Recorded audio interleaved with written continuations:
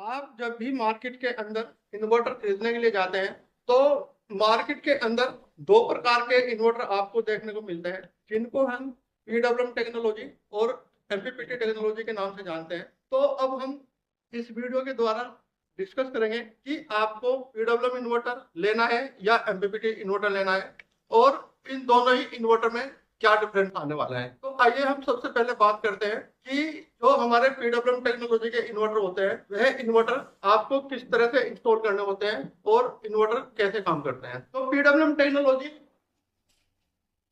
ये हमारी PWM technology है। पीडब्ल्यूएम पीडब्ल्यूएम मतलब pulse width modulation. Pulse width modulation. Suppose करो हमने एक 5 केवीए 48 वोल्ट का इन्वर्टर लिया है, तो जो हम प्रोजेक्ट लगाने वाले हैं वह हमारा 5 केवीए 48 वोल्ट का पीडब्ल्यूएम टेक्नोलॉजी का इन्वर्टर है।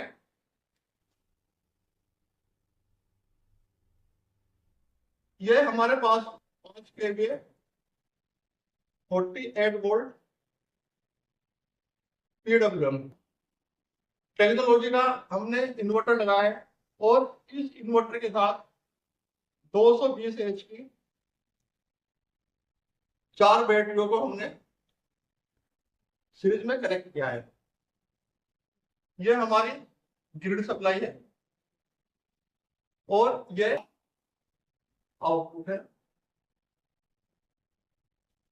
और जहां पर हम सोलर पैनल लगा देते हैं, और टेक्नोलॉजी इसमें पीडब्ल्यूएम है।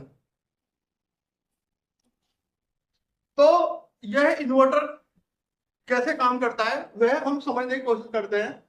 सपोज करो हमने 5 केवीए 48 वोल्ट के पीडब्ल्यूएम टेक्नोलॉजी के इन्वर्टर में 12 वोल्ट 220 एच की 4 बैटरी लगाई है, और इस इन्वर्टर में 550 वाट के दो पैनल की 2 सीरीज को हमने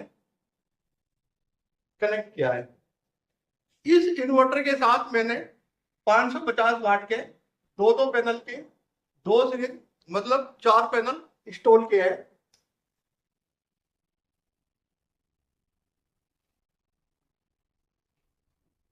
पांच सौ 50 वाट का पैनल जिसकी पीओसी 49 वोल्ट, बीएमपी 41 वोल्ट और शॉर्ट सर्किट करंट लगभग 13.8 एम्पियर और आईएमपी 13.2 एम्पियर। इस पैनल की वीओसी मतलब ओपन सर्किट वोल्टेज 49 वोल्ट है, और voltage at maximum power 41 volt है। शॉर्ट सर्किट करंट 13.8 एम्पियर है, और current eight maximum power 13.2 ampere है। तो यहाँ पर अगर मैं बात करूं तो दो पैनल की 2 सीरीज है। ये हमारी बीएमपी आ गई 82 वोल्ट और करंट 13 एम्पियर। जब हम दोनों को पैरेलल करेंगे तो यहाँ पर हमारी करंट बढ़ जाएगी। तो हमने जो इस सिस्टम के साथ में पैनल कनेक्ट किया है वो क्या है, बीएमपी 82 वोल्ट और करंट 26 एम्पियर, और साथ में जो टेक्नोलॉजी है वह है पीडब्ल्यूएम सोलर चार्ज कंट्रोलर की है। तो PWM solar charge controller solar panel से आने वाली वोल्टेज और करंट दोनों को कंट्रोल करने का काम करते हैं, और जितनी भी वोल्टेज और करंट सोलर पैनल से आ रही होती है उसको कंट्रोल करते हैं, और जितनी वोल्टेज की आवश्यकता बैटरी को चार्ज करने के लिए होती है उतनी वोल्टेज से बैटरी चार्ज होती है, और जो बची हुई वोल्टेज होती है उस वोल्टेज को यह सोलर चार्ज कंट्रोलर कंट्रोल नहीं कर पाते हैं। तो अब हम यहाँ पर देखते हैं कि हमें इस समय 48 वोल्ट डीसी को 26 एम्पियर करंट से चार्ज करना है। ये यहाँ पर 26 एम्पियर करंट आ रहा है, और ये बैटरी के अंदर ला रहे हैं जिससे कि हमारी बैटरी चार्ज हो रही है। पीडब्ल्यूएम सोलर चार्ज कंट्रोलर एक स्विच की तरह काम करता है। इसके अंदर मोसफेट या आईजीबीटी लगे होते हैं जो कि सूर्य के प्रकाश से जो सोलर पैनल ऊर्जा बना रहे हैं उनको स्विच करके बैटरी के अंदर करंट भेजकर बैटरी को चार्ज करने का काम करते हैं। तो यहां पर मुझे 48 वोल्ट बैटरी को चार्ज करना है। अब मुझे यहां पर यह समझना पड़ेगा कि 48 वोल्ट डीसी को यह 26 एम्पियर करंट भेजने के लिए मुझे यहां पर कितने वोल्टेज की जरूरत पड़ने वाली है। कि ये मेरे पास में 48 वोल्ट बैटरी है और यहां से मैं 26 एम्पियर करंट बैटरी के अंदर भेज रहा हूं। तो मुझे इस 26 एम्पियर करंट को बैटरी के अंदर भेजने के लिए कितनी वोल्टेज की आवश्यकता पड़ेगी। तो ध्यान रहे कि अगर मुझे 26 एम्पियर करंट बैटरी के अंदर भेजना है तो यहां पर मुझे 49 वोल्ट डीसी वोल्टेज की आवश्यकता पड़ेगी। और यहां पर मैंने 550 वाट के दो पैनल की दो सीरीज की है। तो यहां पर मेरे पास जो वीएमपी है वो 82 वोल्ट है, जबकि मुझे 48 वोल्ट बैटरी चार्ज करना है। तो अब यहां पर मुझे 49 वोल्ट डीसी वोल्टेज की आवश्यकता पड़ेगी। वोल्टेज इस समय 82 वोल्ट है। तो 82 volt minus 49 volt equal to 33 volt DC. ध्यान रहे कि 48 वोल्ट बैटरी को मुझे चार्ज करने के लिए सिर्फ 49 वोल्ट डीसी की आवश्यकता है, जबकि मेरे पास वीएमपी रेंज 82 वोल्ट है। तो 82 volt minus 49 volt equal to 33 volt DC. तो पीडब्ल्यूएम सोलर चार्ज कंट्रोलर वे कंट्रोलर होते हैं जो सूर्य के प्रकाश से आने वाली वोल्टेज और करंट दोनों को कंट्रोल करते हैं। जितनी वोल्टेज की आवश्यकता बैटरी को चार्ज करने के लिए होती है इतनी वोल्टेज बैटरी को चार्ज करने में वेस्ट हो जाती है और बाकी जो बची हुई वोल्टेज होती है उस वोल्टेज को PWM solar charge controller control नहीं कर पाते हैं। तो इसमें यह वोल्टेज हमारी लॉस हो जाती है। तो अगर मैं बात करूं P equal to V into I, DC है, डीसी में पावर फैक्टर नहीं लगता है। तो वोल्टेज हमारी 33 वोल्ट और करंट 26 एम्पियर। तो पावर इक्वल टू 858 वाट। जबकि अगर मैं टोटल पैनल की बात करूं यहां पर तो मैंने इस सर्किट में 550 वाट के 4 पैनल लगाए। मतलब जो मैंने टोटल पैनल लगाए हैं 2200 वाट। लेकिन यहां पर जो लॉस हो रहा है हमारा वो हो रहा है 850 वाट। अगर मैं देखूं कि पीडब्ल्यूएम टेक्नोलॉजी का इन्वर्टर 2200 वाट पैनल से कितने वाट पैनल को यूज कर रहे हैं तो हो जाता है हमारा 2200 watt minus 850 watt equal to 1350 watt. तो इस समय में अगर मेरी बैटरी 48 वोल्ट पर है तो 1350 वाट पैनल यूज कर रहा हूं। लेकिन एक समय पर ऐसा भी होता है कि बैटरी की वोल्टेज 41 वोल्ट डीसी रह जाती है और एक समय पर बैटरी की वोल्टेज अप्रोक्सीमेट 57.6 वोल्ट डीसी हो जाती है। अगर मैं एवरेज में वैल्यू मानूं एवरेज तो पीडब्ल्यूएम सोलर चार्ज कंट्रोलर 65 से 70% तक एफिशिएंसी देने का काम करता है। तो यह हो गई हमारी पीडब्ल्यूएम सोलर चार्ज कंट्रोलर की टेक्नोलॉजी। अब हम समझते हैं कि एमपीपीटी सोलर चार्ज कंट्रोलर कैसे वर्क करते हैं और इनका काम क्या होता है। MPPT solar charge controller, MPPT, MPPT का मतलब maximum power point tracker. MPPT की फुल फॉर्म होती है मैक्सिमम पावर पॉइंट ट्रैकिंग। मतलब एमपीपीटी के नाम से पता लग रहा है कि मैक्सिमम पावर पर यह एमपीपीटी ट्रैक करती है। MPPT maximum power point tracking. Power power equal to voltage into current, voltage into current. तो मैक्सिमम पावर पॉइंट पर ट्रैक करती है और पावर में दोनों चीज आती है, वोल्टेज और करंट। तो इसमें हम किसी भी एक चीज को मैक्सिमम रखने का काम करते हैं। जैसे सपोज करो कि हमने एमपीपीटी सोलर चार्ज कंट्रोलर में वोल्टेज को मैक्सिमम रख दिया ताकि यह एमपीपीटी वोल्टेज पर ट्रैक करके हमें ज्यादा से ज्यादा करंट देने का काम करे। तो मैंने बिल्कुल सेम प्रोजेक्ट उठाया है, वही 5 kVA 48 वोल्ट का इन्वर्टर है, 12 वोल्ट 220 H की 4 बैटरी है, 48 वोल्ट ये इनपुट सप्लाई है और ये आउटपुट सप्लाई है।